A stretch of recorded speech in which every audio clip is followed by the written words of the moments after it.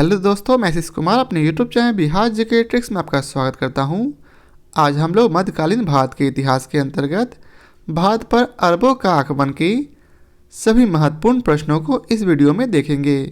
तो यदि आप लोगों ने अब तक हमारा channel Bihar GK tricks subscribe नहीं किया है तो इसे सब्सक्राइब कर लें, साथ ही बेल आइकन को जरूर दबाएं। वीडियो को स्टार्ट करते हैं। तो आज का पहला प्रश्न है, भारतीय उपमहाद्वीप के एक भाग पर आक्रमण करने और उस पर आधिपत्य करने वाला पहला मुसलमान मोहम्मद बिन कासिम था, जो इराक के अरब गवर्नर का डिप्टी था। वह भाग कौन सा और वह कब आक्रमण कर हथियाया गया था? तो इसका सही उत्तर है वह भाग सिंध था और इस पर 712 ईस्वी में आक्रमण किया गया था। अब आइए चलते हैं इसके विस्तार को पढ़ते हैं। भारतीय उपमहाद्वीप के एक भाग पर आक्रमण करने और उस पर आधिपत्य करने वाला पहला मुसलमान मोहम्मद बिन कासिम था, जो इराक के अरब गवर्नर का डिप्टी था। वह सिंध पर 712 ईस्वी में आक्रमण कर उस पर अपना अधिकार स्थापित किया था। मोहम्मद बिन कासिम पहला मुस्लिम शासक था जिसने हिंदुओं पर सर्वप्रथम अर्थात सबसे पहले जजिया कर लगाया था। अब अगला प्रश्न है, उस सिंध के हिंदू का नाम क्या था जिस समय अरबों ने आक्रमण किया था? तो इसका उत्तर है दाहिर। अरब आक्रमण के समय सिंध का शासक दाहिर था। अरब आक्रमणकारी मोहम्मद बिन कासिम ने दाहिर को पराजित कर सिंध एवं उसके आसपास के क्षेत्र पर अपना अधिकार स्थापित कर लिया था। मोहम्मद बिन कासिम ने मुल्तान का नाम बदलकर स्वर्णनगर रखा था। अब अगला प्रश्न है, सिंध के अरबों पर दृढ़ता से प्रतिबद्ध लगाकर उसके नेतृत्व में प्रतिहारों ने श्रेष्ठता से उन्नति की। तो इसका सही उत्तर है नागभट्ट प्रथम ने सिंध के अरबों पर दृढ़ता से प्रतिबंध लगाकर नागभट्ट प्रथम के नेतृत्व में प्रतिहारों ने श्रेष्ठता से उन्नति की थी। गुर्जर प्रतिहार वंश का स्थापना नागभट्ट प्रथम ने किया था। ग्वालियर अभिलेख से पता चलता है कि इसने अरब आक्रमणकारियों को सिंध से आगे नहीं बढ़ने दिया था।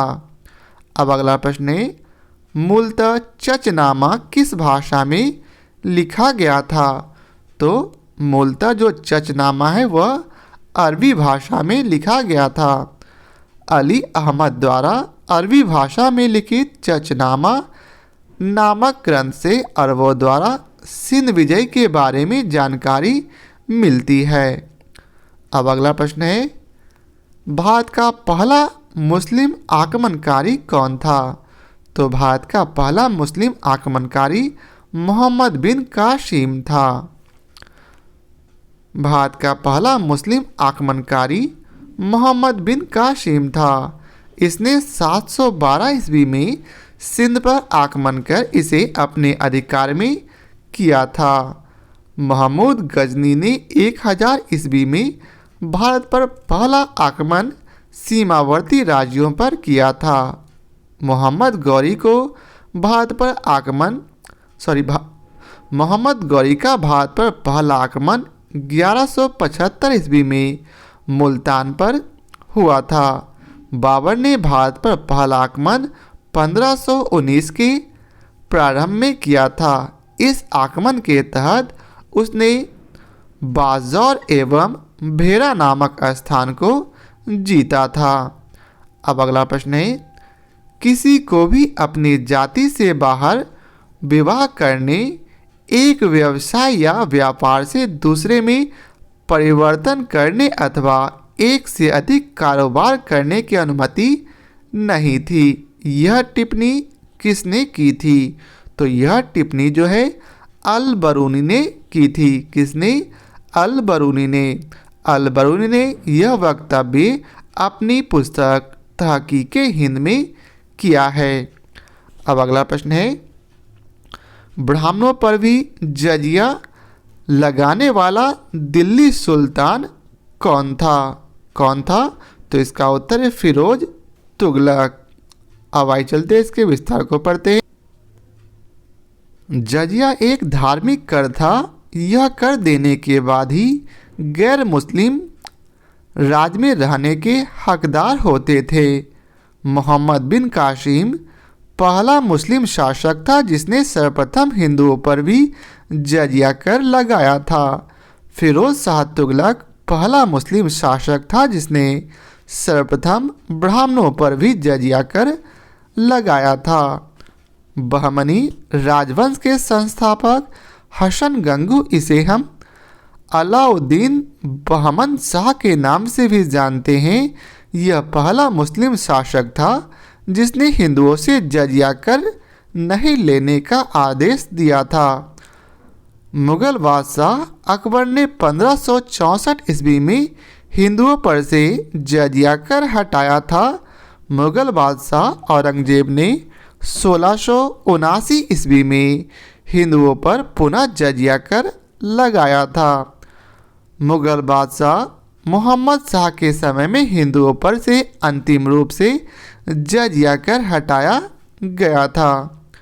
अब अगला प्रश्न है, हिंद अर्थात भारत की जनता के संदर्भ में हिंदू शब्द का प्रथम बार प्रयोग किया था किसने? तो इसका उत्तर है अरबों ने। अब आइए चलते इसके विस्तार को पढ़ते हैं। ऋग्वेद में उल्लिखित भारत कबीले के नाम पर इस देश का नाम भारत पड़ा। परंपरानुसार दुष्यंत के पुत्र भरत के नाम पर हमारे देश का नाम भारत पड़ा है। कुछ विद्वानों के अनुसार ऋषभ देव के ज्येष्ठ पुत्र भरत के नाम पर इस देश का नाम भारत पड़ा है। ईरानियों ने इस देश को हिंदुस्तान कहकर संबोधित किया है तथा यूनानियों ने इसे इंडिया कहा है। हिंद अर्थात भारत की जनता के संदर्भ में हिंदू शब्द का सर्वप्रथम प्रयोग अरबों द्वारा किया गया था। अब अगला प्रश्न है, भारत में प्रथम मुस्लिम आक्रमणकारी कौन था? तो भारत में प्रथम मुस्लिम आक्रमणकारी मोहम्मद बिन कासिम था। भारत में प्रथम मुस्लिम आक्रमणकारी मोहम्मद बिन कासिम था। 8वीं सदी ईस्वी के प्रारंभ में मोहम्मद बिन कासिम के नेतृत्व में सिंध पर अरब आक्रमण हुआ, किंतु उसका कोई अस्थायी परिणाम नहीं हुआ था। अरबों का राज्य सिंध और मुल्तान के पूर्व में नहीं फैल सका तथा उनकी शक्ति क्षीण हो गई थी।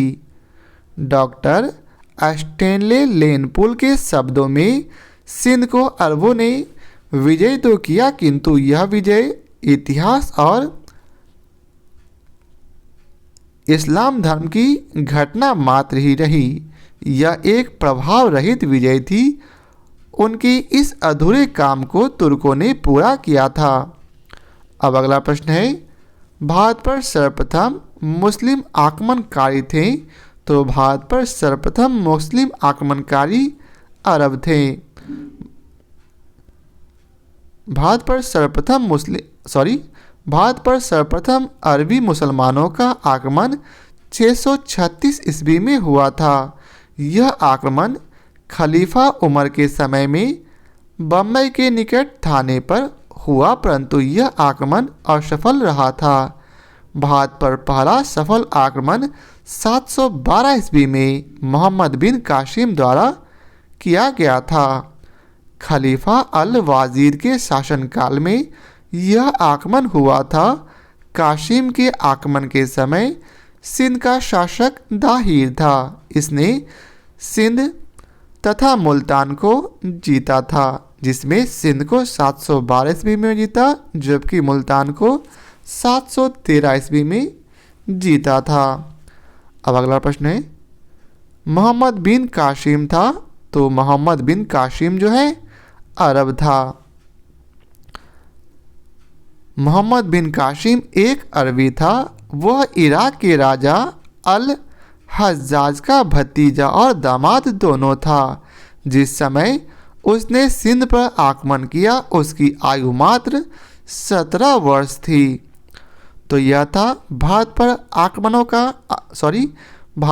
अरबों का आक्रमण का महत्वपूर्ण प्रश्न। तो आशा करता हूँ आप लोगों को हमारी यह वीडियो पसंद आया हो। यदि आप लोगों को हमारी यह वीडियो पसंद आया हो तो इसे लाइक और शेयर जरूर करें। आज के लिए बहुत बहुत धन्यवाद।